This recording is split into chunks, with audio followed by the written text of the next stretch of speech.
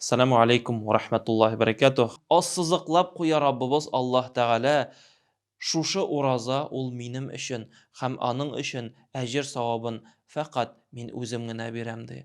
Ягъни Рамазан аеның уразасы шушы Рамазан аенда безнең тәннәребезне, карыннарыбызны ризыктан, эчемлектән, шәһвәтләребез кушкан кайбер гамәлләрдән, хәтта безгә хәләл булган, рөхсәт булган шушы ризыклардан, рөхсәт булган инде эчемлекләрдән, рөхсәт булган хәләл җефетләребездән дә баш тартып торуларыбыз, әлбәттә, Раббыбыз Аллаһ Субханаһу ва Тәгалә алар өчен әҗер савапны арттырып бирә.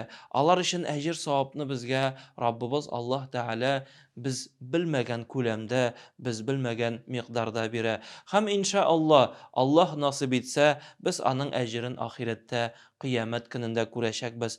Чөнки Раббыбыз Аллаһ Субханаһу ва Тәгаләнең вәгъдәсе бар. Пәйгамбәребез Мухаммад Мустафа саллаллаһу алейхи ва саллям әйтеп калдырды: Кыямәт көнендә булыр шундый бер ишек, җәннәтнең ишеге. Аның исеме булыр Райян. Шушы ишектән фақат керерләр ураза тотучылар.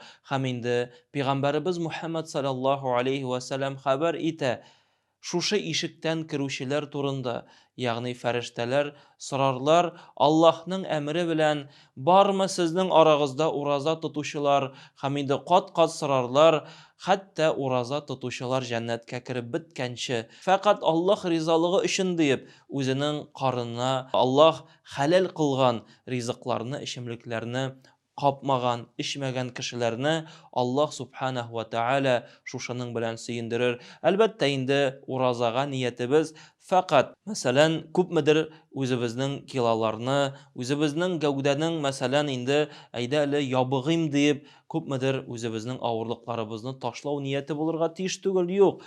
Аллаһ ризалыгы өчен, Аллаһ Тәгаләнең әҗере өчен дигән шушындый безнең ниятебез булырга тиеш.